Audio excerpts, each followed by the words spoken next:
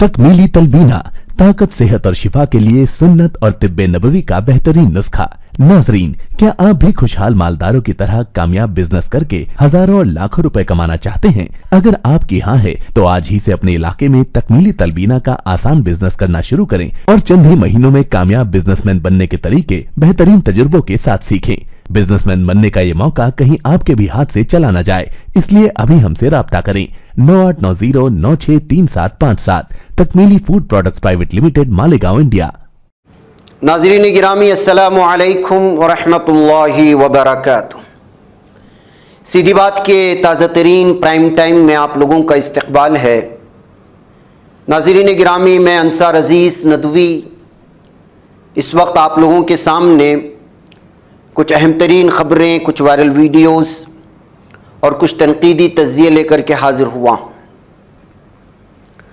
नाज़रीन गिरामी, तमहीदी तफसीलात में जाने से पहले आप लोगों से जो दरख्वास्त होती है उस पर तवज्जो करने की कोशिश करें।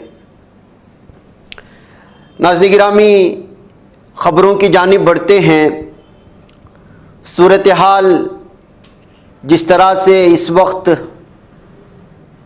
राम मंदिर के बाद ज्ञानवापी और काशी मथुरा को लेकर के हो रही है, और योगी ने जो स्टेटमेंट दिया है ज्ञानवापी और मथुरा को लेकर के अयोध्या इशू के बाद, अब वो जो है सोशल मीडिया में, आप इसको संजीदा तबका कहें या जो कुछ भी हो, उसको लेकर के बहस शुरू हो चुकी है।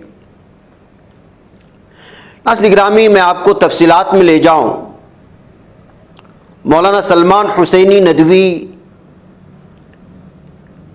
आपको मालूम होना चाहिए कि बेंगलुरु में एक प्रोग्राम में रविशंकर के साथ मिलकर के एक मीटिंग के बाद हंगामा मचा था, और मुस्लिम पर्सनल लॉ और मौलाना का इसरार था कि टेबल टॉक हो और अदालतों से हट कर के इस पर अगर अमन के हाल में, अमन के माहौल में ये बातचीत हो जाए तो बेहतर है। उनका अपना मौक़िफ़ था। इस मौक़िफ़ को हैदराबाद में उस मौके पर मुस्लिम पर्सनल लॉ बोर्ड की मीटिंग और कुछ इजलास वगैरह मुनक़िद हो रहे थे, तो ये हंगामा मचा और कितने दिनों तक मचा, और टीवी डिबेट्स में क्या क्या हुआ, किस तरह अनबन हुई, किस तरह मैं तू, ये सारी चीज़ें आपको यूट्यूब में भी मिल जाएंगी। और हमने उस मौके पर मौलाना सलमान साहब का भी बयान और उनका इंटरव्यू शाया किया था उनके उस मौक़िफ़ को लेकर के, चूँकि वो बेंगलुरु से ही शुरुआत हुई थी उसकी। और उसके बाद से जो है मौलाना पर तनकीद का सिलसिला शुरू हुआ। जो भी है, मैं सिर्फ तज़किरे के तौर पर कर रहा हूँ, उसको सही या गलत ठहराने की मेरी अपनी जिम्मेदारी नहीं है। अब फिर योगी आदित्यनाथ जो सीएम हैं यूपी के, उनके इस बयान पर कि हम सिर्फ और सिर्फ ज्ञानवापी और मथुरा मांग रहे हैं, सिर्फ तीन, एक तो बाबरी मस्जिद के अयोध्या में राम मंदिर की ज़मीन, और ज्ञानवापी और मथुरा। और उसके बाद इससे पहले आप लोगों को मालूम होना चाहिए कि स्वामी जी ने भी इस मौके पर बयान देने के बाद तभी से बहस शुरू हो चुकी थी, जिसको हमने प्राइम टाइम में उसका तस्करा किया था। अब जो है इस पर रिएक्शन शुरू हो चुके हैं, लोगों के अलग अलग चीज़ें सामने आ चुके हैं, और बाज़ लोग ये मशवरा दे रहे हैं कि हमारी आइंदा आने वाली नस्लें फिर इस मस्जिद मंदिर के झगड़े में पड़ कर के भारत का मुस्तकबिल ख़राब करने के बजाय टेबल टॉक हो जाए और पुरअमन तरीक़े से दोनों मज़हब के लोग अगर बैठ कर के इस पर पुरअमन तरीक़े से बातचीत करें तो बेहतर होगा। लेकिन जाहिर सी बात है कि जहाँ पर एक मरतबा मस्जिद बन जाती है तो बन जाती है, फिर उस पर मुसलमान की मिल्कियत नहीं रहती। इस बात को लेकर के शरीयत को सामने रखते हुए भी जो है शरई एतबार से फ़ैसला लिया जाता है मुस्लिम पर्सनल लॉ बोर्ड में, इसलिए कि वहाँ पर किसी ज़ात का, किसी शख्सियत का, किसी वाहिद फ़र्द का, किसी ओहदे का जो है फ़ैसला नहीं होता। इसलिए कि मस्जिद के लिए जब एक मरतबा ज़मीन वक्फ़ हो जाती है तो क़यामत तक वो मस्जिद मस्जिद ही रहती है, उस पर किसी का भी अधिकार नहीं होता। इसी के चलते लेकिन इसके दरमियान में बहुत सारे लोग कुरान और हदीस के ज़रिए से बिलखुसूस दलाइल देने की कोशिश करते हैं कि जब रास्ता चौड़ा होने का मामला होता है, तरक्यात की बात होती है, तो वहाँ पर मस्जिदों को शहीद कर दिया जाता है। ख़ुद मुस्लिम ममालिक में इस तरह के जो है चीज़ें होती हैं, इस वजह से उसकी इजाज़त दी जाए वगैरह वगैरह। तो चूँकि अब इस मामले को जिस अंदाज में हिंदुत्व तबके पेश करते हैं और इसको एक अलग ही किस्म का माहौल बना करके मुसलमानों के ख़िलाफ़ नफ़रत का माहौल बनाने की कोशिशें होती हैं, बीजेपी इससे पूरा फ़ायदा उठाने की कोशिश करती है। हिंदुत्व तंजीमें इससे पूरा भरपूर कोशिश उठा करके जो मुसलमानों के ख़िलाफ़ वो हिंदुओं की अक्सरियत जो इंसाफ पसंद है या सेकुलर जहनीत की है, उनके भी जहन परागंदा करने की कोशिशें होती हैं मंदिर और मस्जिद का नाम लेकर के। ऐसी सूरत हाल में हमारे संजीदा तबके को क्या वाकई में इस बारे में सोचना चाहिए कि टेबल टॉक हो या शरई एतबार से ही इस सिलसिले में फ़ैसला लेना चाहिए? इस पर एक बार फिर गौर करने की ज़रूरत है। ये कहते हुए नज़र आए यूपी के एक एमपी जनाब हसन साहब, और उनकी वीडियो इस वक्त जो है मुख्तलिफ तबसरों के साथ शेयर की जा रही हैं। आप इसको सुने, मैं अगली खबरों की जानिब बढ़ता हूँ। देखिए, अगर सिर्फ 3 स्थानों की बात है, उसके लिए जाहिर है ना योगी आदित्यनाथ जी अकेले जिम्मेदार हैं, ना ही मुसलमानों में कोई भी मजहबी पेशवा जिम्मेदार है। कोई मसला दुनिया का ऐसा नहीं है जो टेबल पे सेटल ना हो जाए। दोनों तरफ के लोग, मजहबी पेशवा लोग, इंटेलिजेंशिया लोग बैठे आपस में, कोशिश करें कि इसको सुलझाएं और इन तमाम चीज़ों को हमेशा के लिए बंद कर दिया जाए। एक प्लेस ऑफ वर्शिप एक्ट इसीलिए बनाया गया था। प्लेस ऑफ वर्शिप एक्ट को और स्ट्रेंथन किया जाए, मैं पार्लियामेंट में कह चुका हूं, ताकि हमारी आगे आने वाली नस्लों को ये सब कुछ ना झेलना पड़े जो हम झेल रहे हैं।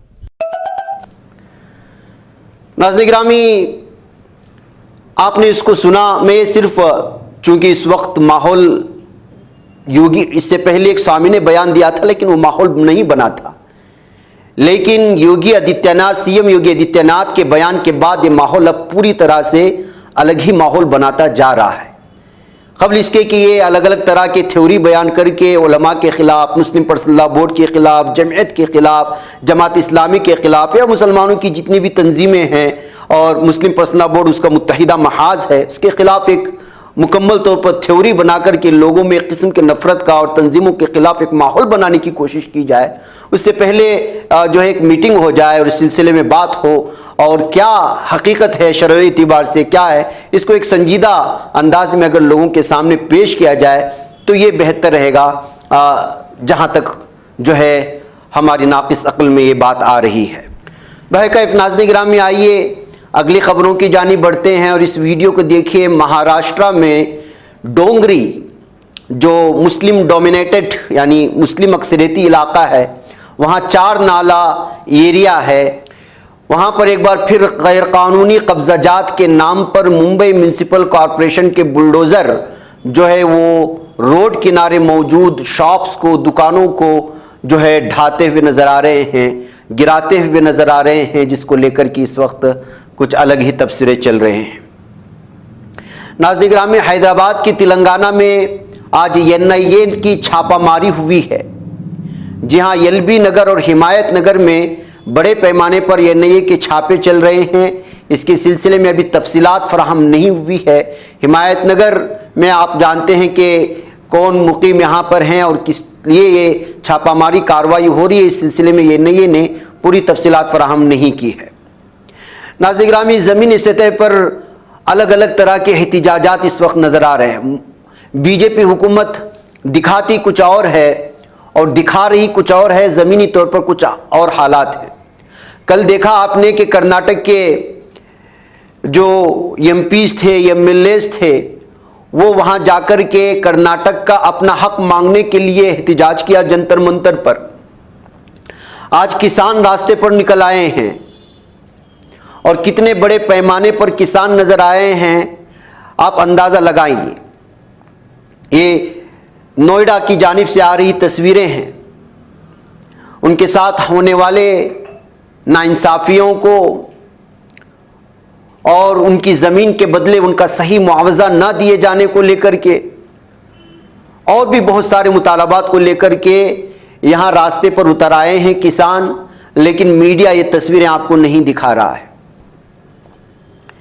बीजेपी किस तरह से गैर बीजेपी रियासतों को परेशान करती है।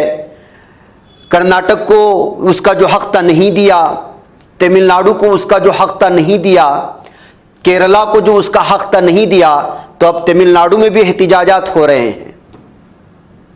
और आज दिल्ली में तो केरला भी पहुंच गए और उसमें जो है आम आदमी पार्टी के केजरीवाल ने भी शरीक हुए। और आम आदमी पार्टी के केजरीवाल किस तरह से बीजेपी पार्टी गैर बीजेपी रियासतों में नाइंसाफी से काम लेती है और किस तरह से जो है उनको कॉर्नर करने की कोशिश होती है, वहाँ की हुकूमतों को परेशान करने की कोशिश होती है। तरक्कियात के लिए उनका हक जो बजट टैक्स के ज़रिए से होता है, कानून की खिलाफ वर्जी होती है, उसको तफसीलात से सुनाने की कोशिश कर रहे हैं। आप इसको समझेंगे तो समझ में आ जाएगी बात कि गैर बीजेपी रियासतें जैसे मिसाल के तौर पर पंजाब हो या फिर केरला हो या तमिलनाडु हो या तेलंगाना हो या फिर जो है कर्नाटक हो या ऐसी बहुत सी रियासतें जहां पर बीजेपी की हुकूमत नहीं है, वहां पर यहां से भेजे जाने वाले टैक्स का कुछ हिस्सा भी उनको वापस नहीं मिलता। तो ऐसी सूरत हाल में वहां रास्तों की मरम्मत कहां से हो जाए, हुकूमत कैसे चलाई जाए, ये सवाल कर रहे हैं अरविंद केजरीवाल। और यही इस वक्त गैर बीजेपी रियासतों में मौजूद हुक्मरानों के साथ बीजेपी का रवैया। आप इसको सुनेंगे तो आपको सारी तफसीलात आ जाएंगी। मोटे मोटे तौर पे देखें तो 3 तरह से केंद्र सरकार विपक्ष की सरकारों को तंग कर रही है। सबसे पहला, केंद्र सरकार जायज फंड जो हक है राज्यों का वो फंड नहीं दे रही है। दूसरा तरीका, गवर्नर्स के और लेफ्टिनेंट गवर्नर के जरिए रोज काम में टांग अड़ाती है, हर काम में टांग अड़ाती है। और तीसरा तरीका, एजेंसीज को छोड़ के जिसको मर्जी पकड़ के जेल में डाले जा रहे हैं, जिसको मर्जी पकड़ के जेल में डाले जा रहे हैं। सबसे पहले मैं पहले तरीके पे आता हूं। यहां पे पिनरई विजयन साहब बैठे हैं, पंजाब के मुख्यमंत्री बैठे हैं, मैं दिल्ली का मुख्यमंत्री और कई सारे राज्यों के मंत्रीगण आए हुए हैं। हम सारे रोज इस बात को झेल रहे हैं कि जो जायज फंड उस राज्य के बनते हैं वो फंड हमें नहीं दिए जा रहे। अगर केरला के लोगों को उनके हक के फंड नहीं दिए जाएंगे तो काम कैसे चलेगा, सरकार कैसे चलेगी, केरला की सरकार कैसे चलेगी, तमिलनाडु की सरकार कैसे चलेगी। और हम यहां भीख मांगने नहीं आए। विजयन साहब यहां पे अपने घर के लिए, अपने परिवार के लिए पैसे मांगने नहीं आए, अपने बच्चों के लिए, अपने बीवी बच्चों के लिए पैसे मांगने नहीं आए, वो केरला के लोगों के लिए पैसे मांगने आए हैं। आज पंजाब के मुख्यमंत्री यहां अपने 3 करोड़ लोगों के लिए फंड मांगने के लिए आए हैं। मैं दिल्ली का मुख्यमंत्री अपने दिल्ली के 2 करोड़ लोगों का हक मांगने के लिए आया हूं। संविधान में लिखा है कि कितना पैसा किस सरकार को मिलेगा। ये वाला टैक्स आएगा, मैं इनकम टैक्स में था, ये थोड़ा सा ज्यादा जानता हूं इसको। तो कितना फंड, कौन सी सरकार कितना फंड इस्तेमाल करेगी, कैसे इस्तेमाल करेगी, फाइनेंस कमीशन होगा, फाइनेंस कमीशन तय करेगा, ये पैसा केंद्र के पास जाएगा, ये पैसा राज्य सरकार। अरे जो हमारा हक है, हमारा नहीं, लोगों का हक है, केरला के लोगों का हक है, तमिलनाडु के लोगों का हक है, वेस्ट बंगाल के, पंजाब के, दिल्ली के लोगों का हक है, वो हक आप कैसे छीन सकते हैं लोगों का? आप उनका काम कैसे रोक सकते हैं? अगर आप हमारे लोगों के पैसे नहीं देंगे तो हम सड़कें कैसे बनाएंगे, बिजली कैसे देंगे, लोगों का विकास कैसे करेंगे? आइए अपने ख्वाबों के घरौंदों को बाबरकत बनाते हैं, उनके दीवारों को कुरान की आयात से सजाते हैं। जी हां, दिलकश, दीदाज़ेब, रंगीन व खूबसूरत कुरानी आयात से कुंदा तख्तियों से अपने घरों की जीनत को दोबाला करने के लिए हमें मौका फराहम करें। शहर बेंगलुरु के मशहूर व मारूफ अरबी व उर्दू कैलीग्राफी शोरूम में हम आपका इस्तकबाल करते हैं। आप कुरान की किसी भी आयात या अहादीस की कैलीग्राफी के लिए हमें ऑर्डर दे सकते हैं। मुख्तलिफ डिज़ाइन दस्तयाब हैं और आप अपने डिज़ाइन के तहत भी यहाँ ऑर्डर दे सकते हैं।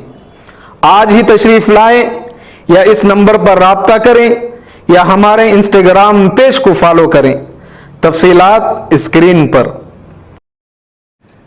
नाज़रीन गिरामी, आइए एक और वीडियो आपके सामने रखूं और आपको बताऊं कि बैरून ममालिक से सोना स्मगल करने के लिए किस किस तरह की जो है राहें इख्तियार करते हैं, किस किस तरह की साजिशें रची जाती हैं।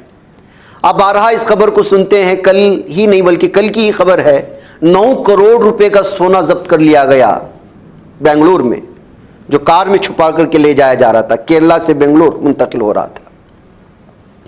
आज फिर एक ताज़ा वीडियो आई और वो 3 करोड़ रुपए सोना जब्त कर लिए जाने की, और ये है मुंबई के कस्टम्स ऑफिशल्स ने जो है ये मामला सामने लाया है।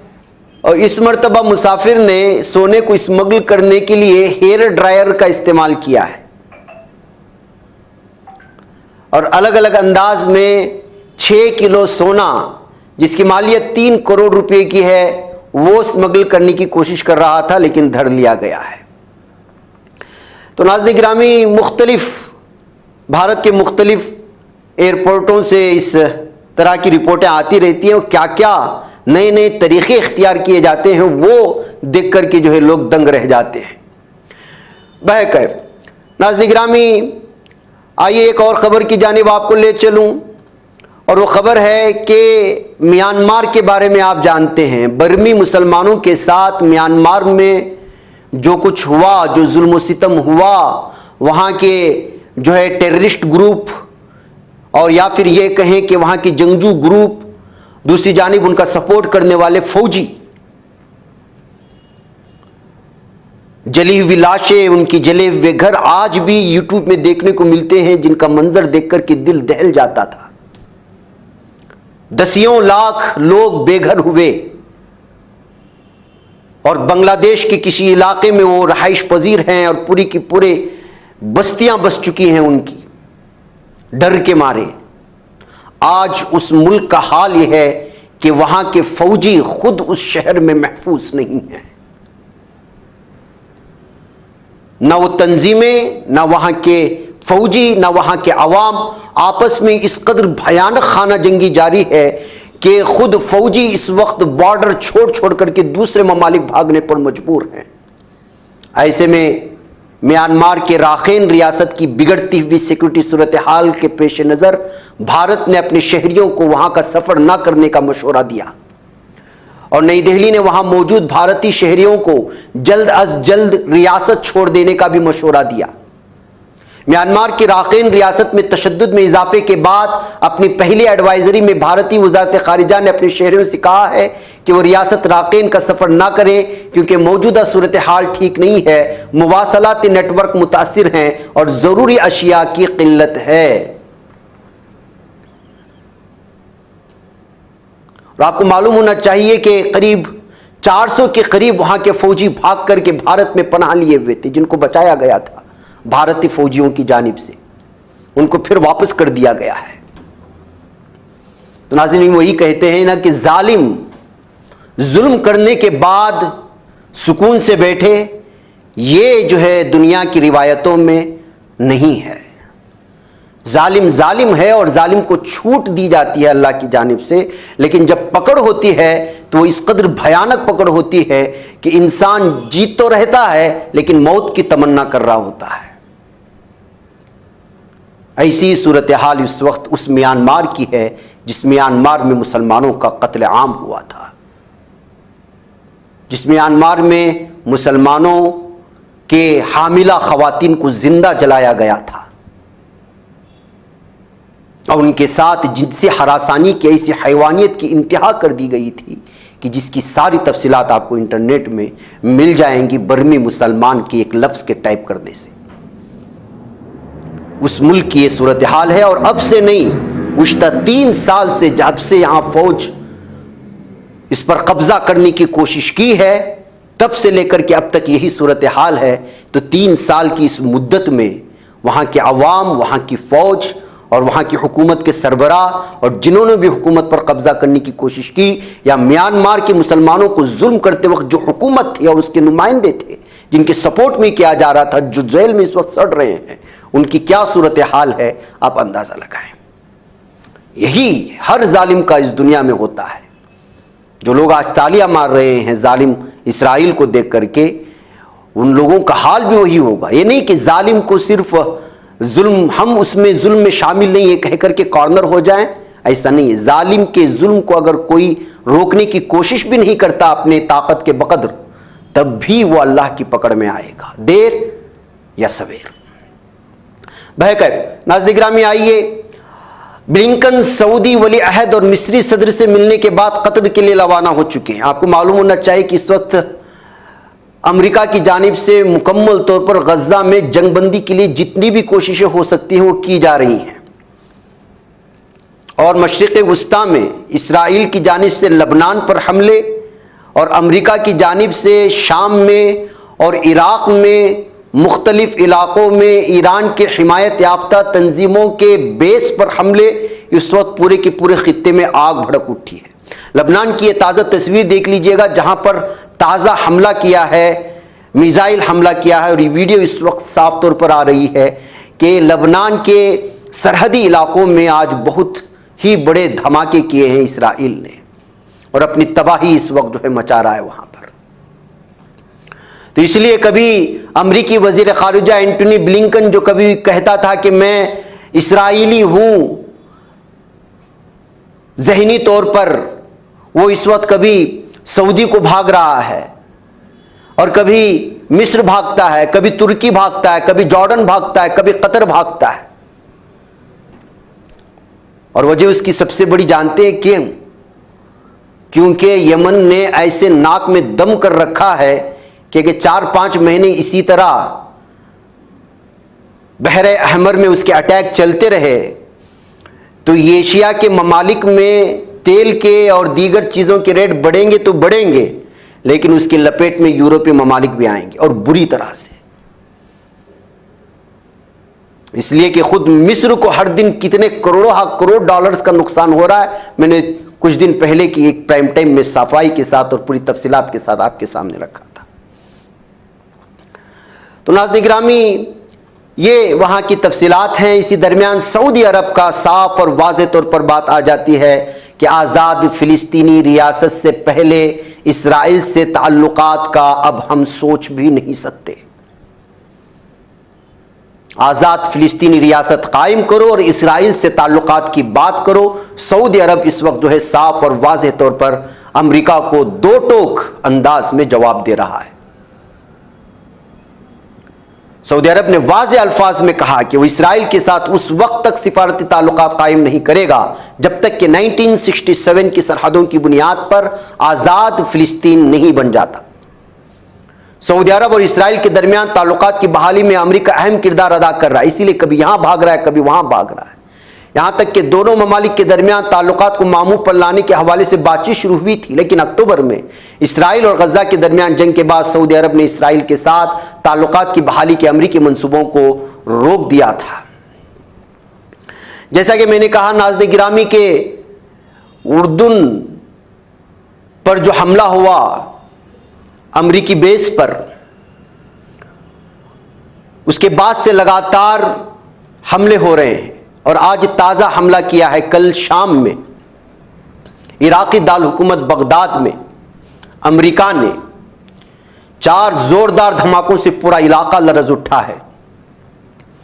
और रॉयटर्स के हवाले से खबर मिल रही है कि एक के बाद दीगरे कम से कम 2 बड़े धमाके सुने गए और उसमें पॉपुलर मोबिलाइजेशन फोर्स अल हशद जिसको कहा जाता है, उसकी एक गाड़ी को निशाना बनाया गया जिससे इराकी हिजबुल्लाह ब्रिगेड्स के रहनुमा अरकान अल अलियावी और अबू बाकर अस-सादी ब्रिगेड में फिजाई निज़ाम के जिम्मेदार थे, वो जाँ बहक हो चुके हैं।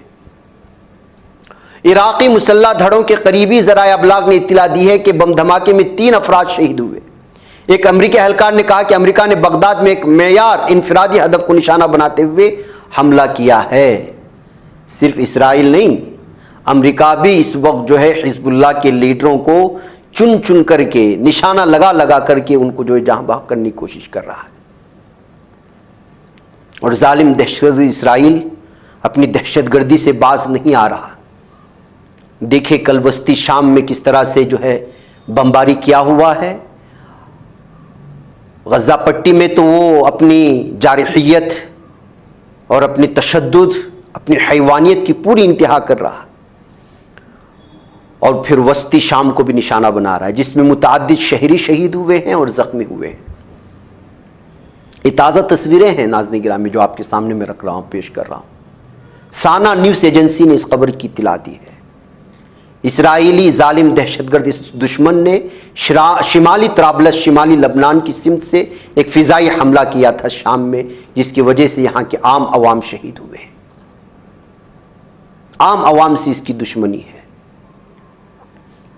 ये ना मुजाहिदीन को निशाना बनाता है, ना जिन लोगों पर ये इल्ज़ाम लगाता है कि फ़लाँ ब्रिगेड्स इसके खिलाफ काम कर, नहीं, ये जिसको चाहे, जो मुसलमान नज़र आता है उसको निशाना बनाता है, जो अपने घर में रह रहे होते हैं।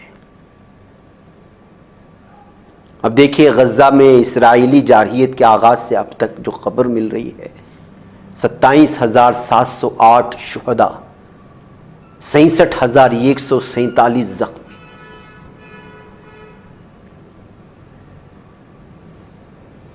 अभी गुज़श्ता 24 घंटों में 16 कत्लेआम मचाया है इस जालिम दहशतगर्द इसराइल ने।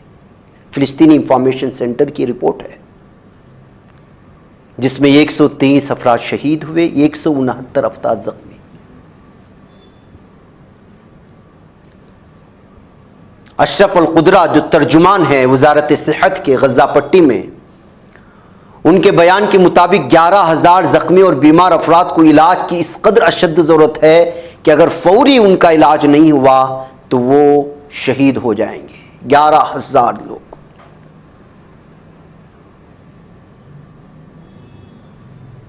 वजह उसकी यह है कि इस जालिम दहशतगर्द इसराइल तिब्बी सामान और ईंधन लेकर के जितने भी ट्रक्स आ रहे हैं उसको रोके रखा हुआ है, किसी को गज़ा पट्टी में अंदर जाने नहीं दे रहा है, जिसके नतीजे में इलाज के लिए न दवाइयाँ हैं, न उसके आलात हैं, जो तिब्बी मेडिकल आलात कहा जाता है, कुछ भी नहीं है। तो नाज़रीन गिरामी, ये है मशरिक़ वस्ता की वो ताज़ा सूरत हाल जो गुज़श्ता 12 घंटे के दरमियान में जमा की हुई है, ताकि आप लोगों के सामने तफसीलात से रख सकें।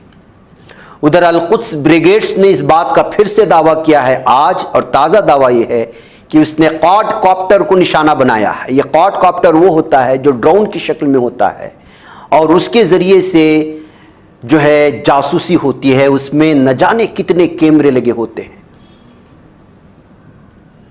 दरअसल ये जो तस्वीर दिखाई जा रही है वो तस्वीर नहीं है, इस तस्वीर की हकीकत ये है कि ये ईरान का अशाहिद ड्रोन है। इसको आज यूरोपियन ममालिक ने, वहाँ के अखबारात ने शेयर करते हुए लिखा है कि रशिया ने ईरान से इस शाहिद 136 ड्रोन्स को खरीदा है।